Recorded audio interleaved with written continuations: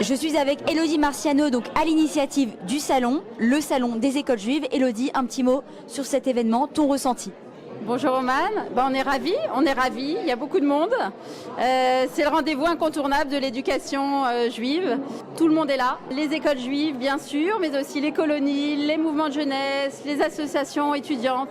Et puis cette année, les lycées francophones qui ont fait le déplacement pour pouvoir renseigner les parents. C'est la 3e édition du Salon des écoles juives. Monsieur le grand rabbin de France, un petit mot sur ce salon, votre ressenti. Non, je trouve très bien que les personnes se retrouvent. Il y a beaucoup d'angoisse chez tous les parents, c'est à tous les niveaux scolaires de nos enfants. Où on envoie les enfants l'an prochain, comment ils se situent par rapport aux autres écoles, par rapport aux autres enfants, par rapport aux formations, l'ambition qu'ils ont dans la vie. Et donc c'est important d'avoir des offres diverses, d'abord avec les écoles, mais également avec les centres de colonies de vacances. Je crois beaucoup à l'éducation informelle. Il y a un côté aussi ludique. Est-ce que vous-même, monsieur le grand rabbin de France, vous avez fait des colos quand vous étiez plus jeune? J'ai dû en faire une, mais je suis un grand consommateur pour mes enfants. Et je peux vous dire que je suis au taquet sur les attentes des parents. Merci beaucoup, merci d'être là. Et maintenant, je me tourne vers vous, Élie Korchia. Alors, un petit mot sur ce salon, qu'est-ce que vous en pensez? Moi, je trouve ça remarquable et je partage tout à fait ce que disait le grand rabbin de France, mon ami Chaim Korsia. Nous, on est là d'abord pour faire en sorte que le maximum d'enfants qui veulent aller en école juive puissent y aller et n'aient pas de frein parfois, et on essaie d'aider quand on le peut et autant qu'on le peut les familles qui veulent mettre les enfants en école juive, mais on pense aussi aux d'autres enfants qui vont en école publique et qui vont continuer à aller pour certains en école publique, parfois même par choix, et notre devoir c'est aussi qu'ils puissent y être dans de bonnes conditions, et c'était important pour nous de venir et d'être aux côtés de cette organisation. Je suis directeur de l'Horte à Montreuil et directeur adjoint pour Horte France également. Rappelez-nous ce que fait votre école, comment vous voyez l'Horte dans les années à venir? Alors, l'Horte, c'est une jeune école très dynamique de 101 ans bientôt. Et notre avenir, c'est vraiment le développement et le développement. Donc, une amplitude de formation très très large et ouverte sur le monde économique de nos jours. Vous avez parlé de l'international, c'est-à-dire? Nous appartenons à un réseau, une ONG, l'une des premières ONG d'éducation et de formation à travers le monde, qui s'appelle World Horte, dont le siège est à Londres.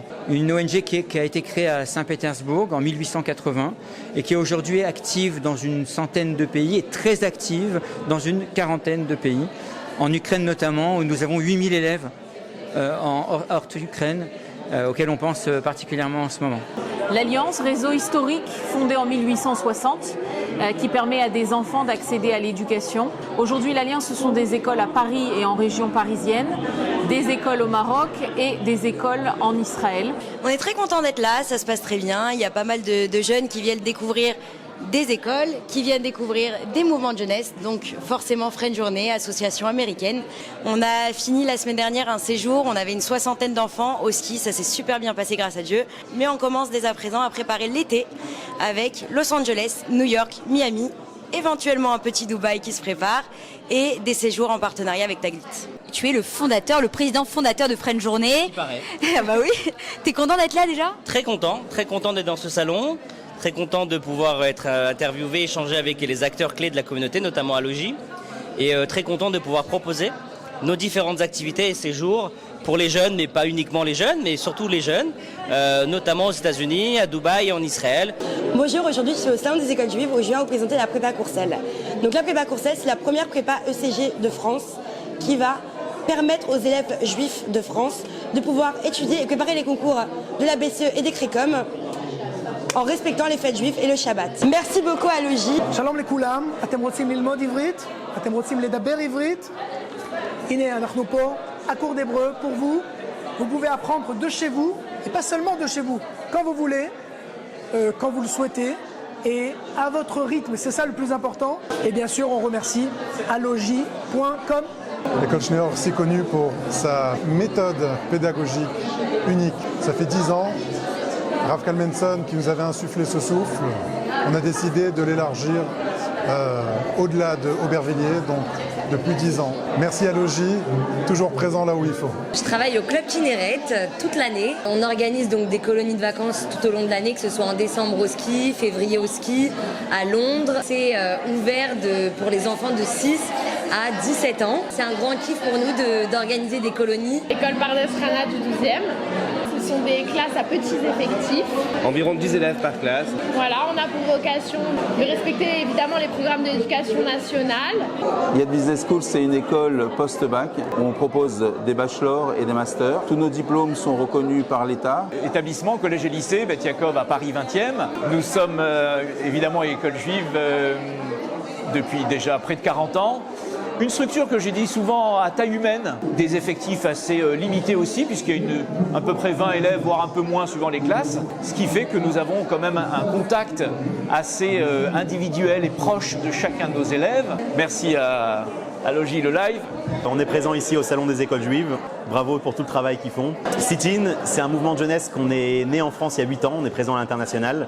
En France aujourd'hui, c'est 6000 jeunes dans les 120 centres qu'on a à travers la France. On est là, c'est pour les jeunes principalement qui ne sont pas en école juive. On est là pour leur transmettre la flamme du judaïsme et leur transmettre les valeurs juives, tout simplement. On fait des soirées à thème, des activités humanitaires, culturelles et des voyages. Notre objectif, c'est vraiment d'être là pour tous les jeunes et pouvoir apporter le maximum aux jeunes, à la jeunesse juive. Je suis la directrice du centre Edmond Flegg, la maison des étudiants de Paris, qui se situe dans le 6e arrondissement. Au quotidien, on reçoit des étudiants pour pouvoir se restaurer, mais aussi pour pouvoir travailler, étudier ensemble.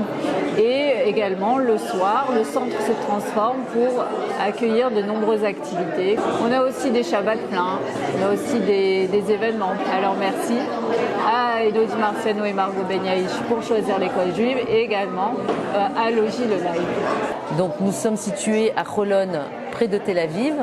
Nous enseignons de la seconde à la terminale. Ce sont les établissements français établis hors de France, sous contrat avec l'Académie de Lyon.